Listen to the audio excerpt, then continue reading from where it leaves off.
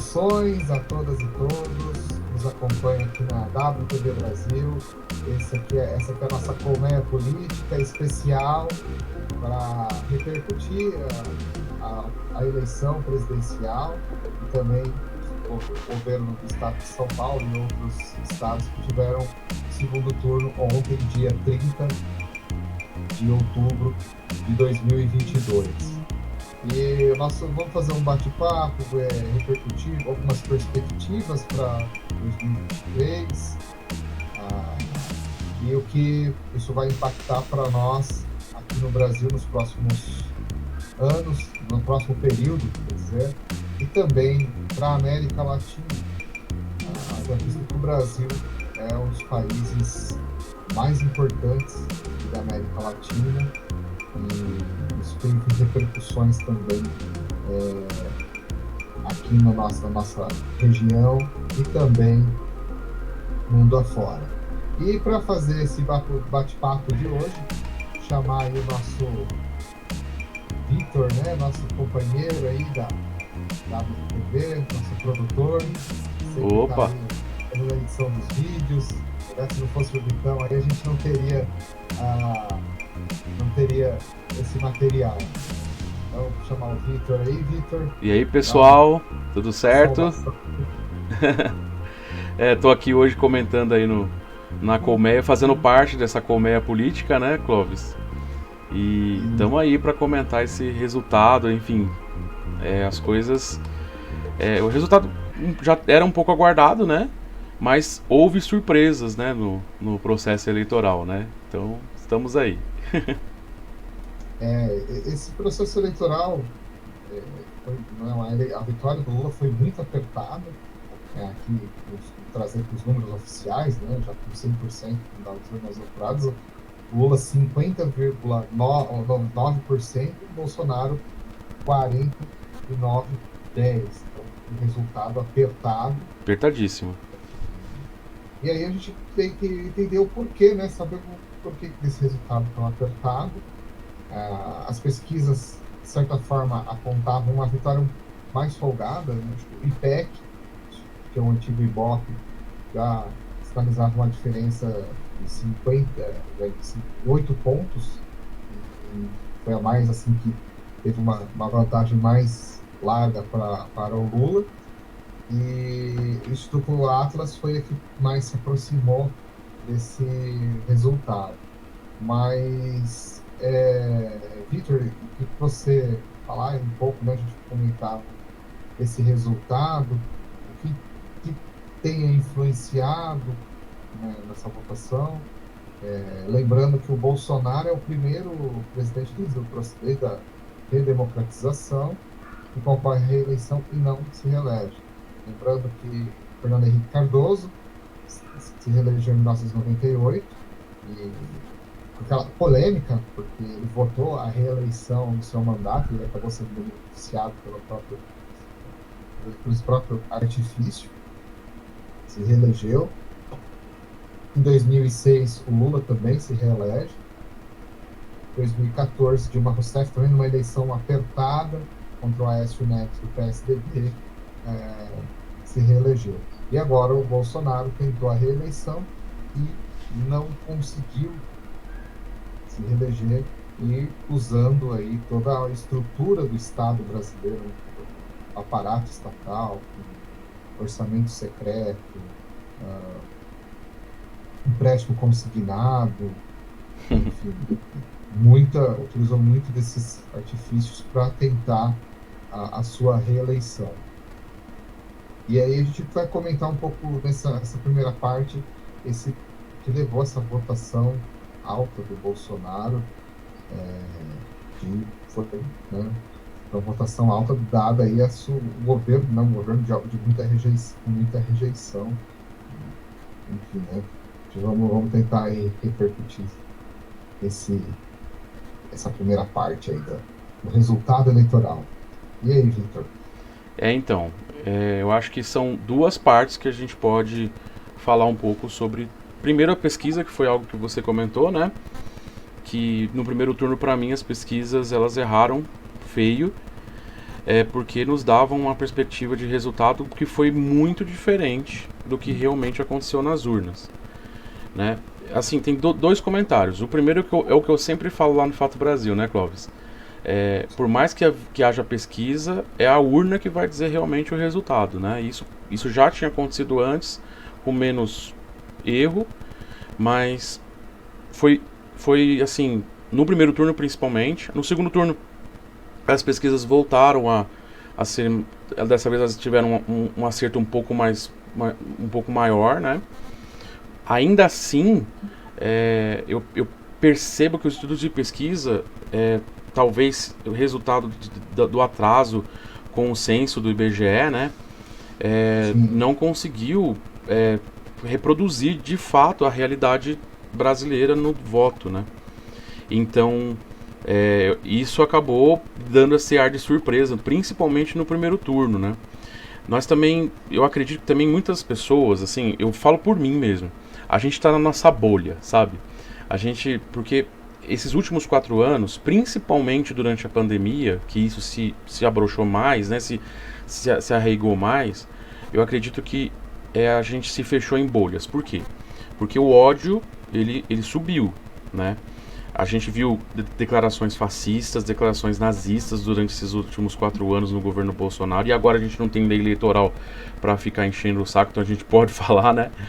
E a gente teve uma guinada para o ódio, para preconceito, para tudo aquilo que a gente não deve, que a gente estava superando. De repente a gente voltou para trás. Na verdade, nós estamos tendo regressos desde que aconteceu o golpe contra Dilma, mas durante a pandemia, principalmente no governo Bolsonaro, a coisa cresceu.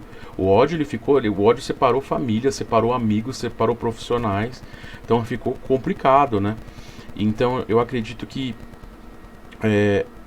como a gente estava nas nossas bolhas, né, porque a gente acabou se afastando das pessoas que não concordavam muito com a gente em termos de, não é assim, o azul eu acho mais bonito, o verde, não era isso. O verde é mais bonito, você acha que o verde é mais bonito, eu acho que é o azul, não era isso. Era gente defendendo morte de pessoas com sexualidades diferentes, com cor da pele diferentes, com etnias diferentes, com nacionalidades diferentes, uma coisa realmente absurda. Então isso fez com que a gente se afastasse um pouco uns dos outros e criamos nossas bolhas. E aí que veio a surpresa, eu acho, sabe, Clóvis? Porque a gente percebeu que a bolha do conservadorismo brasileiro era muito maior do que a gente pensava, né? Porque a gente ficou muito perto da nossa bolha, pelo menos eu faço parte de das pessoas que acreditam na democracia, que acreditam que a gente precisa estar sempre se desconstruindo para a gente aceitar as pessoas como elas são, seja qual religião, cor, enfim, sexualidade, o que for, né? Essa é a minha bolha, digamos assim, já que eu trouxe esse termo. Então eu acredito que esse foi o maior responsável da nossa surpresa. Além dos estudos de pesquisa estarem desatualizados, então eles vão ter que buscar formas de se reinventar, porque a pesquisa é muito importante, ela precisa estar o mais próxima possível da realidade, senão ela não tem uso, concorda comigo? Fala aí, Clóvis. Uma coisa assim, essa votação demonstra assim, a força do bolsonarismo no Brasil. Que a gente achou que não era tão grande, né? Exato, é um movimento de extrema direita. Sim. Obviamente que isso em vários países do mundo, a gente vê na Itália, um partido fascista vencendo as eleições lá no parlamento italiano, e agora a gente vê no Brasil, a gente tem isso caminhando já de algum tempo. Claro que o golpe de 2016, a presidenta Dilma Rousseff, acelerou esse processo, né, do fascismo. Bolsonaro é a expressão, né, digamos, física desse fascismo brasileiro, e aí nós tivemos um processo eleitoral também muito, né, essa alta votação do Bolsonaro se explica por vários motivos, né? Primeiro, acho que esse aparato do Estado, né, todo candidato à reeleição, ele sempre tem uma vantagem porque ele vai ter o aparelho. Exato. Por favor. Então, a própria mídia estatal, né? isso, a mídia estatal. E então o governo Bolsonaro utilizou-se disso. E eu falo que a campanha do Lula foi heróica, porque lutou contra todo esse, né? Então, primeiro, a gente tem o uso do aparelho do Estado, e como ele utilizou? Primeiro, o orçamento secreto, É. isso foi determinante para a sua alta votação. E essas políticas aí, aumento ali, que o Auxílio Brasil, que fala que ele deu R$ 600, mas na verdade ele queria dar 200, e o Congresso que acabou aprovando R$ 600. O crédito consignado, que é uma armadilha, né, que você pega lá o crédito, tanto quem é recebe o Auxílio Brasil a juros astronômicos, mas as pessoas que estão passando necessidade precisam do dinheiro naquele momento para pagar uma conta. A gente vê que durante o governo Bolsonaro, a, o salário, né, a renda dos trabalhadores e trabalhadoras brasileiros não aguenta chegar no fim do mês, aquela história, né? Acaba o dinheiro, mas sobra o mês. Então, e aí esses movimentos acabam, de certa forma, ampliando a sua votação. E sem contar também a rede de fake news, isso circulando, e a gente tem que entender, né, como que essa extrema-direita age. E semana passada, um pesquisador da UERJ, como que ele estuda a extrema-direita, né? Então, o uso das redes sociais, essas bolhas que eles criam em redes, então essas notícias falsas, por exemplo, o Lula vai fechar a igreja, banheiro unissex. Mas ele fala assim, mas você não por exemplo, você não vê isso na imprensa, vou anunciando, a pessoa que tá cega, né, pelas redes sociais, essa é a Globo Lixo, ou UOL Lixo, enfim, todas essas redes. É toda emissora que não fala a favor, né? Isso, essa mídia hegemônica, então você cria ali um eleitorado fiel a esse processo. E aí também a gente tem, um tema delicado, mas a gente tem que entender qual o papel das igrejas neopentecostais. Então, isso não significa dizer que a gente é perseguição religiosa, que todo evangélico é bolsonarista, que a gente tem ali alguns pastores, né, ou donos de igreja, a gente pode falar mercadores da fé, que exploram a fé alheia, né? As igrejas neopentecostais, elas entram nas regiões periféricas das cidades no momento que as pessoas estão de fragilidade. Então, é o desemprego, é violência na família, né, o filho que está viciado. Então, e aí a igreja com métodos aí, digamos, questionáveis, acaba meio que resolvendo, né, a situação, e aí você não vê o trabalho, né, da esquerda. E aí, uma autocrítica para a esquerda, nesse sentido, como que quando ela se institucionaliza lá nos primeiros Lula, falando toda essa esquerda, vou entrar em detalhes, porque a esquerda tem várias, né, Vários braços, né? E aí a gente não, eu acho que também não é o mérito, né, acho que não é o ponto central que a gente está discutindo, mas a esquerda, quando ela se institucionaliza, vai para o governo, ela acaba dando as costas, né, ali para os movimentos populares. Por exemplo, o PT cresceu, né, nas periferias, né, lá final dos anos 70, nos anos 80, na verdade, as comunidades eclesiais de base, tinha uma presença muito grande, né, dentro, né, das periferias. E aí você vê o governo, quando assume o governo, ele se institucionaliza, fica ali na superestrutura do Estado, e aí essa região está desocupada, né? E na política não existe vácuo, e é onde entra as neopentecostais, que tem um papel também determinante na votação. Então, é uma série de fatores, né, que somados que vão dando essa votação do Bolsonaro, né? E a gente tem que lembrar o seguinte: nós estamos num momento de crise do capitalismo. Quando no momento de crise, sempre no momento de crise, a gente tem a ascensão da extrema-direita, né? Porque ela surge como ela, né, aparenta ser uma solução. Isso, por exemplo, isso aconteceu no fascismo na Itália, na Alemanha. Exatamente, eu ia comentar sobre isso. Na Alemanha, né? Isso. A Alemanha nazista com um momento de crise, né? Com pauperização da população, e aí você tem o fascismo, né?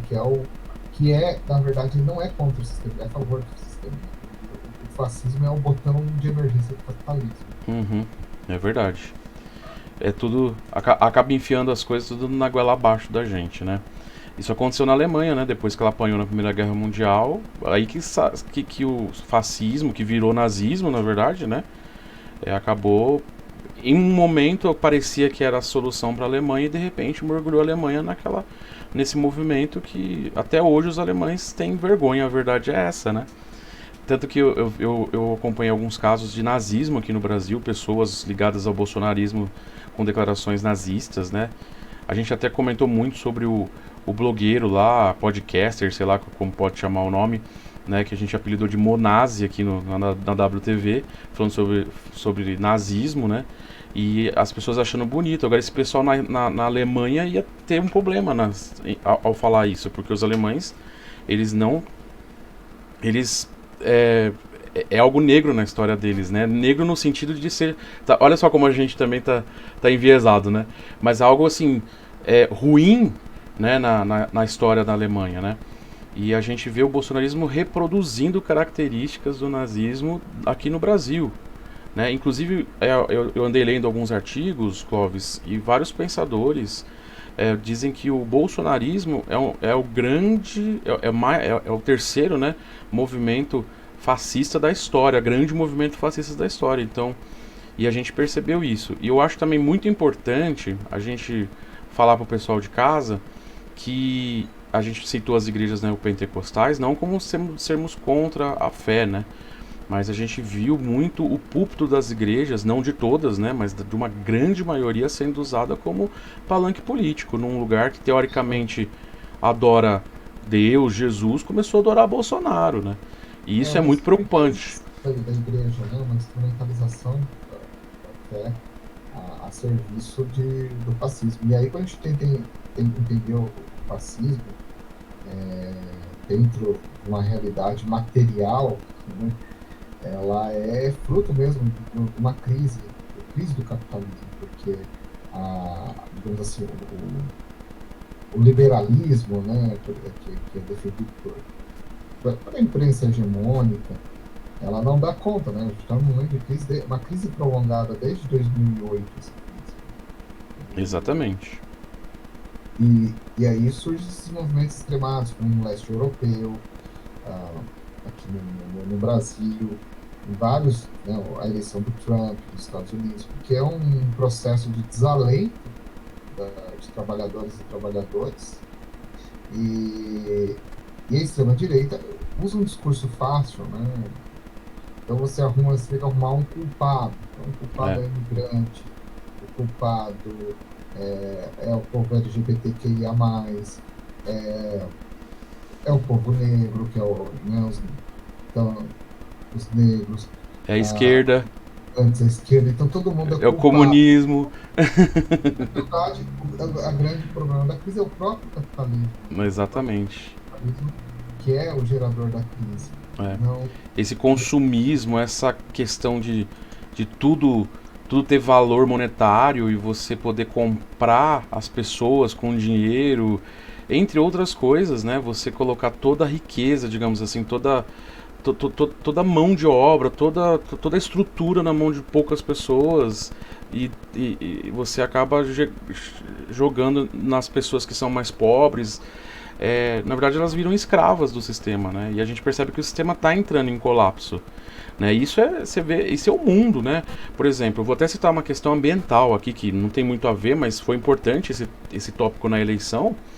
Mas o mundo está mostrando, a natureza está mostrando sinais de que a gente está acabando com a natureza no planeta inteiro, né? A gente está vendo aí, você vê, calor, hoje mesmo está calor, não está tanto quanto os últimos 2 dias, mas aí nessa semana estão falando que vai fazer um frio daqueles de rachar de novo. Você vê assim, o próprio planeta está mostrando sinais de colapso desse sistema. É um sistema que só consome, um sistema que não devolve nada para ninguém, né? E aí as pessoas acham que não, o problema são as pessoas que saíram de uma região para outra, porque você sai de um país e ir para o outro país, isso daí, gente, na verdade, país é algo que nós criamos, porque pro planeta, para a vida humana, não tem fronteira, né? Então, uma pessoa sai de uma região complicada e vai tentar a vida melhor na outra, isso não quer dizer que vai piorar. Na verdade, é um pensamento assim que não dá pra gente mensurar o quão é absurdo, né? Sim. E aí, né, a gente, esse, essa crise prolongada faz esses movimentos extremados, e aí a gente tem essa sensação. Acho que, entendendo um pouco, o processo de votação do Bolsonaro tem toda essa relação, né? E um outro aspecto desse processo eleitoral que a gente vai falar, quais são, né, os nossos desafios, né, da esquerda, porque a gente derrotou o Bolsonaro nas urnas, né? O Bolsonaro foi derrotado nas urnas. O bolsonarismo está aí, forte, Muito forte. muito forte, e agora é o momento da gente não sair nas ruas, né? Agora teve um momento de euforia, o Lula ganhou, uma vitória fundamental, muito importante, porque imagine um cenário com uma vitória do Bolsonaro. Então, ele ia instrumentalizar ainda mais o aparelho estatal, e ele ia usar essa maioria, né, porque a gente tem esse partido centrão que ele vai para onde o vento tá, né, para onde o vento está, para a direção do vento. Exatamente. Para o Bolsonaro causar um impeachment do STF, mudar os ministros, chamar uma nova constituinte, e aí quando a gente fala uma nova constituição, uma constituição regressiva dos direitos que foram, né, teve um avanço para a Constituição de 1988, embora a Constituição foi aprovada no dia seguinte, a burguesia brasileira já estava sabotando, né, sabotando de várias formas a própria Constituição de 1988. Então a gente tem uma longa jornada de lutas, né? A gente não sai, né? A gente não tem que sair das ruas, tem que ampliar, porque para combater o bolsonarismo e também as políticas ultraliberais, porque a gente sabe que o Lula fez uma frente ampla, então pegou vários, né? Você pega o Alckmin, que é muito ligado ao setor neoliberal, né? Que o neoliberalismo o Estado, né? A gente fala Estado pequeno, né? O Estado reduzido, né? Estado mínimo, né? Estado mínimo, na verdade, é um Estado mínimo para os direitos sociais. Para o sistema financeiro, é um Estado máximo. Exatamente. A gente tem que colocar. Então, o neoliberalismo Alckmin representa isso, embora as políticas aqui no estado de São Paulo, como o PSDB, as agendas que o PSDB para a economia tem. Claro, hoje o Alckmin não está mais no PSDB, aliás, o PSDB praticamente se dissolveu. Mas essa lógica. Então, a gente vai ser um governo que vai estar sendo cobrado por esse setor. O setor da Faria Lima vai estar em cima para essas reformas, né, ultraliberais. E, por outro lado, a gente tem setores da esquerda que apoiou o Lula, como, por exemplo, o PSOL, o partido, né, mais que teve apoio desde o primeiro turno ao Lula, né? E a gente aí tem que destacar também qual o papel hoje também do PCB, que é o Partido Comunista Brasileiro, que lançou pela própria, mas, né, da Sofia Manzano, mas depois se engajou na campanha do Lula, teve um engajamento muito grande do PCB, um partido histórico aí, exatamente, que conhece, e a UP, né, a Unidade Popular, que é um partido também surgido agora, que também teve a candidatura do Léo Péricles. Uhum. E também se engajou na campanha do Lula. Então a gente vai ter esse movimento. Então, por isso que é muito importante estar nos sindicatos, movimentos sociais, municipais, porque a gente só está iniciando a luta. Essa vitória do Lula foi importante para a gente ter uma perspectiva de lutas, porque um cenário com o Bolsonaro era um cenário, não que a gente, né, acho que não que a esquerda a gente precisasse lutar, mas um cenário completamente adverso. Exatamente. E somando, eu gostaria de colocar, nós chegamos no finalzinho já, né? não, A gente vai falando, se deixar a gente fala aqui até as 3 da manhã, né? a gente tá igual o Lula no debate, foi o debate da Band, ele se empolga, fala pela vez do Lula, não conseguiu controlar o tempo dele.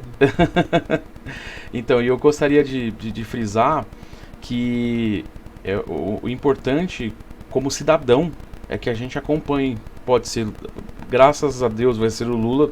Falo isso como jornalista, que foi uma profissão muito atacada pelo governo Bolsonaro, né? Temos ainda 2 meses de governo Bolsonaro, né? E eu sempre me posicionei contra, na verdade, não por como jornalista, mas nós éramos desacreditados, né? O jornalista que não falava a favor do bolsonarismo era desacreditado, dado como alguém que era de esquerda, comunista, só porque estava dando uma opinião ou estava indo contra uma coisa científica, sabe?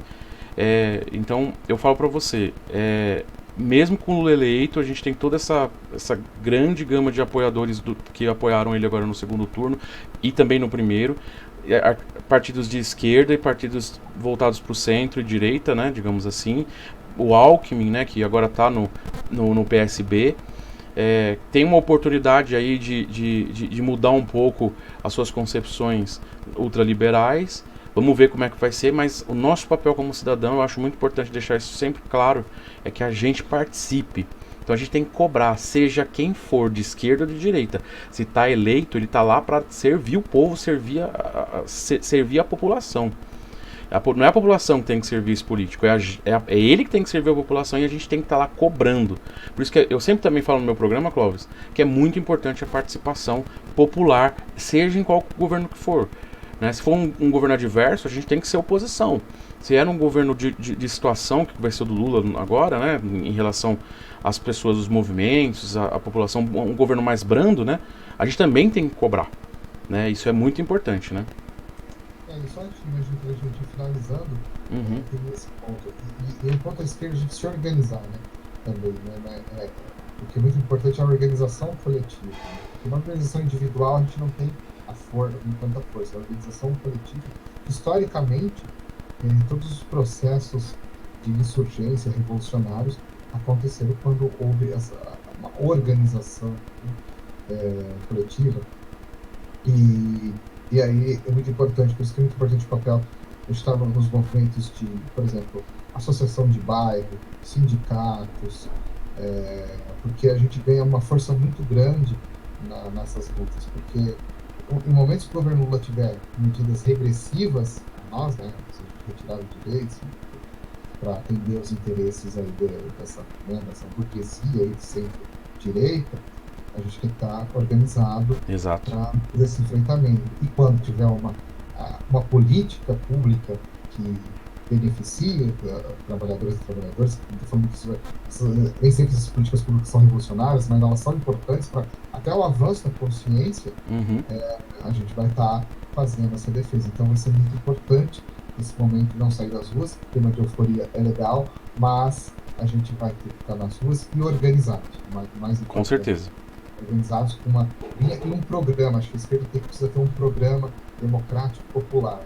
Sabe, o programa democrático popular é um programa anti-imperialista, ou seja, não atender aos interesses principalmente das grandes potências capitalistas, como é o caso dos Estados Unidos, anti-monopolista, ou seja, o monopólio dos meios de comunicação na mão de famílias, o monopólio das empresas, o monopólio, por exemplo, a alta do combustível. Por quê?